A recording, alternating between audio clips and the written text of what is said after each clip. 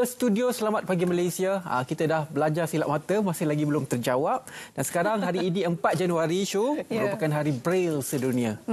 Okey, Braille tu mungkin untuk orang macam kita ni, kita tak berapa berikan pertumpuan ya. Apa itu Braille sebenarnya? Braille ni merupakan satu sistem ataupun perkara yang digunakan untuk memudahkan OKU penglihatan membaca. Jadi Braille ni secara ringkas kalau kita boleh pegang dekat atas muka surat tu, sepatutnya ada huruf dan perkataan kan. Tapi kalau Braille ni dia ada macam ada dot tu dia akan memberikan satu bentuk makna kepada mereka supaya mereka boleh membaca buku. Tapi hari ini kita nak memberi pengkhususan kepada sistem Braille ini, bagaimana ia boleh membantu penglihatan ini untuk mencapai impian mereka. Ya, jadi dua orang tetamu bersama dengan kita pada hari ini. Pertama, kita ada Encik Muhammad Syahril Azri Zainuddin, Setiausaha Agung Persatuan Orang-Orang Cacat Penglihatan Islam Malaysia ataupun PERTIS, dan juga kita ada Encik Marcos Joel iaitu OKU Penglihatan. Selamat datang Selamat Pagi Malaysia. Selamat datang. Terima kasih jumpa kami. Terima kasih. Sama-sama. Menarik sebenarnya untuk kita memahami lagi Braille ini, dan kami sebenarnya faham bahawa Braille ini banyak buku-buku diterjemahkan dan di tangan Encik Syahril itu merupakan Al-Quran yang diterjemahkan dalam bentuk sistem Braille. Encik Syahril boleh kongsikan dahulu, mungkin nak cuma membaca Al-Quran, kita demo sikit Al-Quran sistem Braille.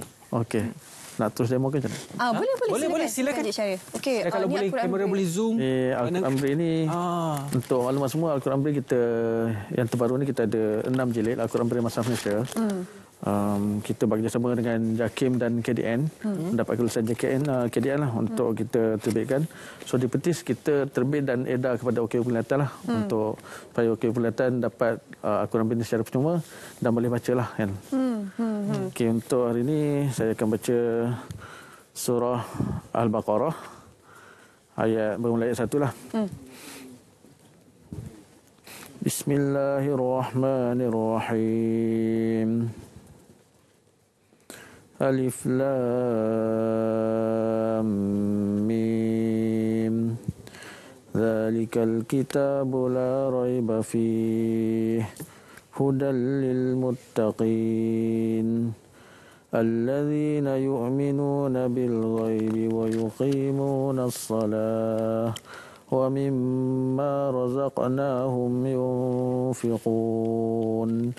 والذين يؤمنون بما أنزل إليك وما أنزل من قبلك وبالآخرة هم يوقنون أولئك على هدى من ربهم وأولئك هم المفلحون. Sadaqallahul Azim. Itu dia demonstrasi bacaan Al-Quran oleh Encik Syahril. Jadi persoalannya di sini, kalau kami orang biasa, biasanya kita melihat terjemahan sesuatu bahasa Melayu pergi kepada sistem Braille, itu biasa. Itu biasa kita dapat lihat. Adakah titik-titik Braille ini diterjemahkan dalam bahasa Arab? Betul, dalam bahasa Arab pun ada. Sebenarnya untuk tulisan Braille ini semua bahasa ada. Bahasa Melayu, bahasa Inggeris. Cuma bahasa Melayu dan bahasa Inggeris itu samalah sebab dia gunakan abjad yang sama kan, ABC. Dalam bahasa Arab pun samalah, ada alif, bata semua gunakan titik yang sama. Tapi dia adakah dia universal untuk seluruh dunia atau sebab kalau macam contoh sign language kan, dia kadang-kadang ada setengah negara dia ada sign dia sendiri yang kita kena belajar kan, tapi Braille macam mana dia sama? Dia sama juga, universal juga. Contoh macam kalau bahasa Inggeris dia ada contraction, dia ada singkatan dia. Singkatan itu kalau dalam bahasa Inggeris samalah di ni satu dunia. Kalau macam bahasa Arab ni Al-Quran kita tak guna singkatan lah. Kita guna semua satu huruf. Kalau bahasa Arab dia ada singkatan-singkatan dia sendiri. Tapi Al-Quran ialah untuk kita, selain bahasa Arab ni, bangsa Arab kita guna yang biasa lah kan. Tak ada singkatan. Okey, macam Marcos sendiri, apabila mempelajari ataupun ingin membaca menerusi sistem Braille ini kan, apa antara cabaran pertama sekali yang perlu kita fahami keadaan untuk mereka yang OKU penglihatan ni? Cabaran yang pertama, sebab saya ni merupakan seorang bermasalah penglihatan. Saya ni bukan masalah penglihatan sejak lahir. Jadi saya bermasalah penglihatan sejak saya umur 17 tahun. So untuk saya mempelajari sesuatu Braille ataupun asas A, B, C sehingga ke Z, bagi saya sangat susah. Saya pernah belajar, waktu tu saya pernah belajar dengan kawan saya. Bila kita menaip Braille tu, so dia ada dot 1, 2, 3 sampai 6. So kita kena hafal. Lepas tu kan biasa kita akan melihat. Bila saya type, saya melihat macam ni. Saya kata, hey, bukan cara untuk belajar Braille, bukan melihat. Kita kena pegang. So dari situ cabaran dia, kita kena pegang betul-betul sebab Braille ni memang sangat mengelirukan dot-dot dekat situ. Sangat-sangat mengelirukan. So kita kena secara detail raba tulisan Braille tu sangat detail. ABC belum lagi kita nak belajar singkatan. Itu sangat mencabar bagi saya. Sebagai seorang yang baru belajar. Saya sebenarnya umur 17 tak nampak juga. So saya belajar Braille umur 22, 23 macam itulah. Di Persatuan Bagi Orang Buta Malaysia. Memang 6 bulan masa belajar pemulihan tu ambil masa agaklah. Yang mencabar agak sebab kita memang kita boleh ingatlah dot 1A, 1-2B. Tapi kita nak rasa tu. Kadang kita boleh type je tapi nak rasa, nak baca balik apa yang kita type tu ambil masa. Dia kena begitu detail lah. Betul. Kalau kita lihat di Malaysia, bagaimana kesedaran masyarakat Malaysia terhadap kepentingan Braille ni untuk orang cacat penglihatan? Okey, bagi pendapat saya di Malaysia kesedaran masyarakat baik tapi perlu ditambah baiklah. Maksud saya baik tu maknanya orang tahu. Okey, Braille ni tulisan untuk penglihatan kan. Tapi dari segi keterlibatan masyarakat terhadap penggunaan Braille ni lah.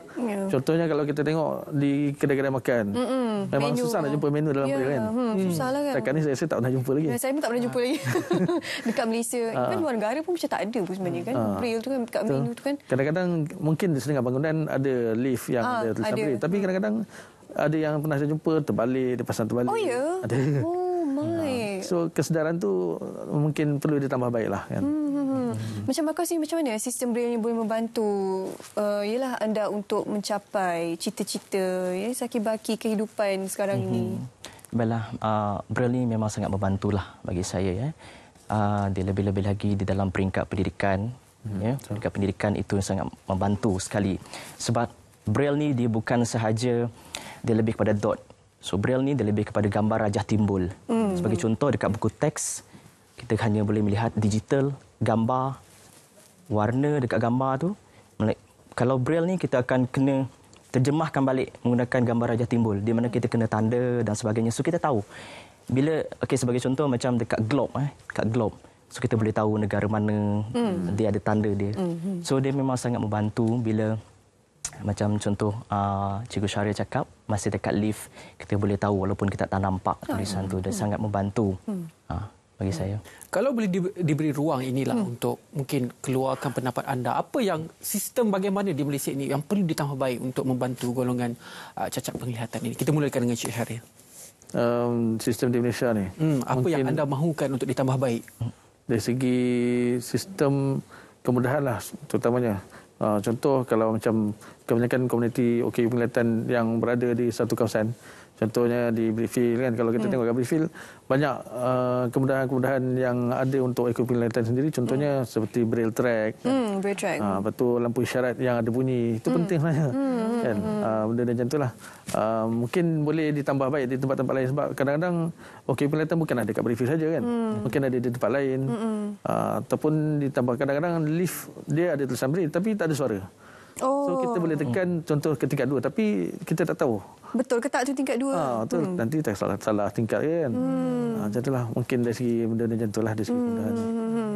Okey, ini kita tunjuk pada anda lah sebab mungkin selama ni tak perasan kan apa dot-dot kat bawah tu. Itu adalah untuk orang kata sistem Braille lah yang digunakan pakai untuk OKU penglihatan ini untuk mereka mengetahui tingkat mana mereka nak pergi itulah kan. Okey, macam Marcos sendiri kan bila cakap berkenaan dengan sistem Braille ini, apa antara perkara utama pada pandangan Marcos sendiri perkara tip-tip lah macam mana kita nak belajar. Saya rasa untuk mereka bukan penglihatan pun perlu juga ada ilmu betul. Dalam bidang ni kan. Supaya kita faham. Kita nak bersama dengan anda pemahaman itu. Apa tip yang boleh disampaikan yang boleh dikongsi? Bagi saya pengalaman saya sendiri sebab setiap orang mungkin dia pengalaman dia sebab saya sebagai yang baru belajar Braille bukan daripada asas ataupun daripada kecil kan. So pengalaman dia kita kena raba. Kita jangan tengok. Kita jangan tengok, kita kena raba betul-betul. Lepas tu benda tu kena praktis. Dia tak boleh ikut bila mood kita baik, kita nak belajar. Mood kita tak baik, tak nak. Benda tu memang kena praktis hari-hari. Lebih-lebih lagi, kita kena belajar asas dulu. Jangan belajar singkatan. Singkatan memang dia ada macam contoh singkatan NG. Ada singkatan dia tertentu. Itu lebih detail, mendalam lagi lah bagi saya. Pernah rasa ni tak? Macam give up? Macam, Pernah. Memang pernah. Sebab masa give up tu on that time saya baru tak nampak. Saya kena catch up untuk menduduki SPM. On that time saya ada dua elemen untuk saya meneruskan pembelajaran saya untuk cepat catch up masa tu untuk menduduki SPM. Sebab masa tu saya sepatutnya mendudukan SPM 2008 tetapi saya ada masalah mata menjalankan rawatan selama setahun. 2009 baru saya SPM, saya kena kecap sama ada saya menggunakan alat bantuan kanta pembesar ataupun braille. Dia ada dua elemen untuk saya menduduki SPM. So, Marcos pilih mana? Pilih braille? Saya pilih kanta pembesar. Pada waktu itu. Pada waktu Selepas itu baru belajar braille. Betul. Sebab saya tak boleh kalau belajar braille dalam SPM tu kita kena tentukan sama ada kita nak gunakan braille ataupun nak gunakan kanta pembesar. So saya pilih kanta pembesar untuk saya lebih lagi cepat belajar. Okey, tak apa, saya belajar braille lepas saya ambil SPM, lepas saya ambil STPM. Baru saya belajar braille. Macam tu. Mungkin untuk pengetahuan semua, mungkin Marcos ada sedikit lagi vision itu, ada sedikit lagi penglihatan. Kabur di sebelah kanan atau kiri? Di sebelah kanan membantu, sebelah kiri tidak membantu. Membantu maksudnya nampak lah, sebelah kanan nampak. Tapi kabur lah, dia tak jelas kan. Masih boleh pakai kata pembesar tu boleh nampak? Masih boleh lagi kata pembesar, tetapi bukan kata pembesar yang biasa kita tengok yang macam elektronik. Dia kena elektronik. Spesifik. Spesifik. Dia kena, kalau phone tu boleh jelas nampak lah skrin dia memantulkan cahaya ke mata. So sangat membantu. Okey, ringkasnya Cik Syaril, kalau ada sikit pesanan nak sampaikan untuk OKU penglihatan yang sedang menonton sekarang ini ataupun ibu bapa yang punya anak-anak yang OKU penglihatan untuk mempelajari tentang sistem braille ni, ringkas ni Cik Syaril. Okey, ringkas. Kepada OKU penglihatan di luar sana, jangan segan untuk belajar braille lah. Kan braille ni penting juga untuk kita, terutama contohnya membaca Al-Quran kan. Kita boleh dengar tapi bila kita baca tu memang kita dapat pahala lebih lah. Betul. Sebab kita baca kan. So kepada ibu bapa juga jangan simpan anak-anak kerana anak-anak anda OKU penglihatan. Cuba bawa kepada tempat-tempat untuk belajar braille lah. Bila mereka belajar, insya-Allah bila belajar ni kita akan berjaya lah kan. Ya, betul. Okey, baik. Terima kasih Cik Syaril, terima kasih Marcos bersama kita hari ini untuk berkongsi berkenaan dengan sistem braille, bagaimana ia boleh memudahkan kehidupan mereka sebagai individu OKU penglihatan. Ya, dan sekarang kita